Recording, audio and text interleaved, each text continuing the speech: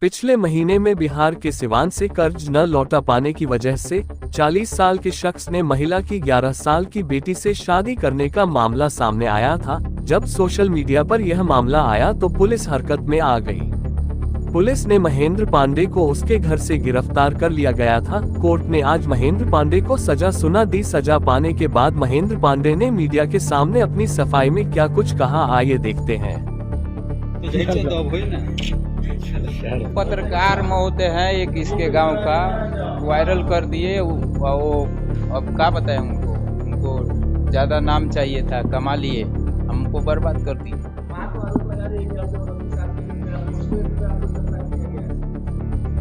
अब तो गलत तो ये है, कितने गलत होता है, लेकिन अब जिसको आ जाना सामने आ जाता है उसका गलत है, जिसका नहीं आता है वो सही है। बताइए अब वो आपके साथ है, किस तरह से क्या हुआ आपके साथ, बताइए। बताओ समझा, किस तरह से क्या हुआ? मम्मी कर्जा ली नहीं। फिर शादी कैसे? इस तरीके से मामला बताया जा रहा है पूरे मीडिया के थ्रू वायरल हुआ है, क्या ये मामला सही है? सिंदूर लगा था जो मांग में, इन्होंने लगाया था।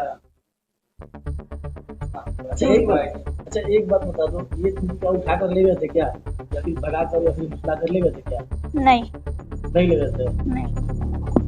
तुम्हारी माँ आरोप लगा रही है कि हमारे बेटी को भला कर लेकर चले गए, जबरदस्ती शादी की, कितनी सच्चाई है? हमको नहीं पता है, आप जाइए। बोलो, शादी हुई है कि नहीं हुई है?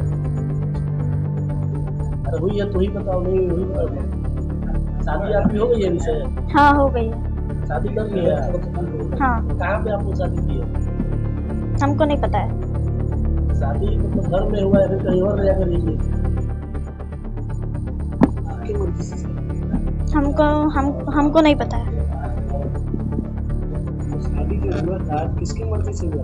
हमको नहीं पता है। महेंद्र जबरदस्ती शादी की था तुमसे? नहीं। तुम राजी खुशी से शादी की हो? पुलिस महेंद्र पर आरोप लगा रही है, उसमें गिरफ्तार करके जेल भेज दे। हाँ। अब तो माँ कह रही है कि अब पलट गई हैं। अब पलट गए हैं। हाँ। अपने माँ को तुम सही मानती हो या गलत? गलत। तो क्यों पलट गई? उनको फंसाने के लिए। उनको फंसाने के लिए, तो शादी होने के बाद? हाँ। हरियाणा के जींद में कन्हैया कुमार ने कांग्रेस से हाथ मिलाया और जनसभा को संबोधित करते हुए बीजेपी पर जी खोलकर बरसे और बीजेपी को नाथूराम गोसे का वंशज बताया। साथ ही महंगाई और बेरोजगारी के भी इल्जाम बीजेपी पर लगाए। अब की बार मोदी सरकार तो सिलेंडर 1200 रुपया में इनका चचा बेच रहा है। बताइए, पेट्रोल डीजल 100 रुपया लीटर मिल रहा है। क्या नारा लगाए थे कि हर साल 2 करोड़ नौकरी देंगे। 9 साल हो गया है, अभी टीवी पर प्रचार आएगा 9 साल बेमिसाल। तो मैं देश के नौजवानों से कहता हूं, हरियाणा के नौजवानों से कहता हूं, 9 साल देश बेहाल। पूछो कि 9 साल में 18 करोड़ नौकरी क्यों नहीं है, यह सवाल प्रधानमंत्री से पूछना जाना चाहिए। और आपने कहा था ना कि किसानों की आमदनी हम दुगनी कर देंगे। किसानों को 1 साल तक इस दिल्ली के बॉर्डर पे जाकर के आंदोलन करना पड़ा था। सैकड़ों किसानों को अपनी जान गंवानी पड़ी थी। और ये जिसका जिसका नाम लेते हैं ना, उसके साथ बेईमानी करते हैं। 9 साल दोस्त बेमिसाल, 9 साल देश बेहाल। यह सच्चाई देश के लोगों को समझना पड़ेगा। पहले किसानों को ठगा, फिर जवानों को ठगा। बोलिए, अग्निवीर आया है कि नहीं आया है? आया है ना। तो एमपी बनेगा 4 साल के लिए, एमपी बनेगा 5 साल के लिए, अग्नि बनेगा 4 साल के लिए। बोलिए, बेईमानी है कि नहीं है? है ना। तो आप जींद के लोग हैं ना, करकरा के बोलिए बेईमान को बेईमान, चोर को चोर। बोलिए, राजनीति नफरत पे चलती है। भाजपा की राजनीति बेईमानी पे चलती है। भाजपा की राजनीति लोगों को आपस में लड़ा करके लूटने पे चलती है। दरअसल भाजपा का इतिहास इस देश से गद्दारी का इतिहास है। इस बात को याद रखिएगा, इस बात को याद रखिएगा।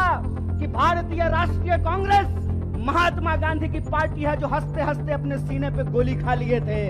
और भाजपा का इतिहास नाथूराम गोडसे का इतिहास है, इस बात को याद रखिएगा। और इसीलिए मैं आपको कहता हूं कि जिस तरीके से अंग्रेज हमारे साथ करते थे, फूट डालो और राज करो, उसी तरह से भाजपा आज कर रही है, फूट डाल रही है और इस देश पे राज कर रही है। श्रीमान भूपेंद्र हुड्डा साहब जब हरियाणा के मुख्यमंत्री थे, और मैं कहता हूं खाए हुए शरीर को और नहाए हुए शरीर को गवाही देने की जरूरत नहीं होती है। अरे प्रमोद भाई को देख के कोई कह देगा कि खाए पिए परिवार से हैं, कह देगा कि नहीं कह देगा? तो कहते हैं खाए हुए शरीर और नहाए हुए शरीर को गवाही की जरूरत नहीं होती है। आप बहादुरगढ़ के जितने इंडस्ट्रीज लगे हुए हैं वहां से चलना शुरू कीजिए जींद की तरफ, आपको रास्ते में फुटवियर पार्क मिलेगा। मिलता है कि नहीं मिलता है? एशियन पेंट की फैक्ट्री मिलती है कि नहीं मिलती है? दोनों तरफ छोटे कल कारखाने मिलते हैं कि नहीं मिलते हैं? ये सब हुड्डा साहब का दिया हुआ है। और मैं आपको याद दिलाता हूं, 5 किलो चावल पे खुश मत होना मेरे दोस्तों। आपका हक था कि सबको 100 गज जमीन देने की भी बात है तो इस सरकार से पूछना चाहिए कि जमीन कहां है।